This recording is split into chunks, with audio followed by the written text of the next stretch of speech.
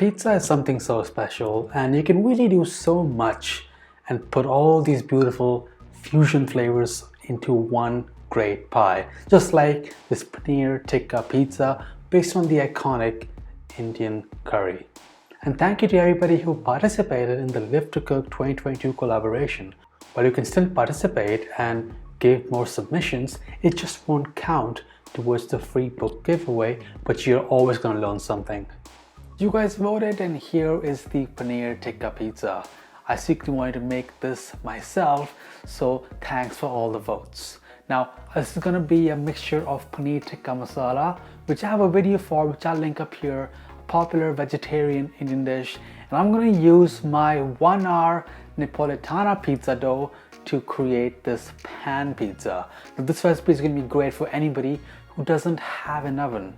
And if you have a pan and a stove, you are good to go with this recipe. But in case you do have an oven, you can still make this, and there's an optional step which I'm personally going to do to really make this pan pizza extra special, so stay tuned till the end.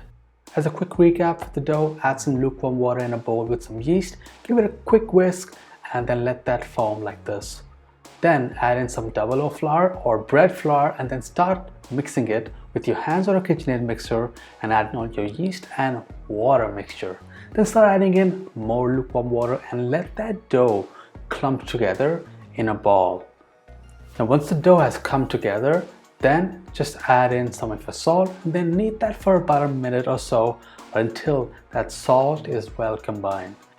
Now a super important step in getting a nice crust is after it has come together in the mixture of your hands, then you want to stretch the dough just like this, and then fold, rotate, and then stretch again. That's going to help develop the gluten, and you'll have a nice and smooth ball just like this, because the main part of a pizza is that bread. Now just let that sit with some olive oil in a bowl with a damp cloth on top for about 45 minutes at room temperature. Now it's time to make a quick Paneer Tikka marinade. So here I have some lime juice, which I'm going to add in a large bowl for the marination. Then some plain yogurt. Don't use Greek yogurt, it doesn't substitute that well. And that degi mirch, as you can see, for beautiful color. Some turmeric, ground coriander, garam masala, and some kasuri methi, which I've crushed between my hands. Then add in some salt as well, and then give it all a really good mix until that mixture looks like that. Then I've added some cubes of paneer, tomato, red onion, and some poblano peppers, but you can use green peppers as well. That is looking beautiful. Okay, so now let's get to the sauce. So here is some passata or pureed tomatoes. I'm using the Italian kind, which are the sweetest and the best for pizza. Now for some more intense flavor, I'm gonna add some tomato paste in there as well, followed by some garlic, some ground ginger, some degi mirch for color, garam masala, and fenugreek leaves. Now you can crush the fenugreek leaves for the sauce as well. I just didn't do it for the sauce, just for aesthetic reason. Now we're gonna sweeten this up by adding in some honey. You can add sugar as well, but I always prefer honey. Then season it with some salt, and then finish with some 10% or half and half cream. As you can tell, we're trying to make a raw version or no-cook version of a Makhani sauce. We finish it off by adding in some molten butter, and our no-cook Makhani sauce for our pizza is ready. Now I really swear by no-cook tomato sauces on my pizzas. They taste the best, and just the process of canning or jarring these tomatoes cooks the tomatoes halfway, basically cooked, and when it's in the oven or if it's on the pan cooking with the pizza, it finishes cooking right there. You really don't need to spend hours making a sauce. You can, but you don't have to. Now my 2 portions for the pizza I've wrapped up and placed in these baking sheets, and I've been prepping my other ingredients while they've been rising, so they have risen longer than usual. You can now just spread some flour on your worktop and then just scoop that dough up, place it on the flour, cover each side with it just to help prevent it from sticking, and then stretch that dough just like that. Just use that rotating motion, leave a rim at the edge of the pizza for that beautiful crust. And now I'm gonna heat up my pan on medium heat and just grease it lightly with some olive oil. And once the pan is hot, just lift that dough up and place it in the middle of that pan. And then adjust and pull the dough as needed, just to make sure that most of that dough is on the flat base of that pan where the heat source is. Now, one tip to keep in mind is if you have a pan whose surface is larger than that of your stove, or if the flames or the heat does not reach the ends, then make sure your pizza, the actual dough, does not extend to those edges where the heat is not hot enough as it is in the center, because that's going to result in the center cooking quicker than the sides, which will result in some burned spots in the middle, while the ends might be undercooked or even raw. Now you want to cook this until you start seeing the dough visibly rising a little bit.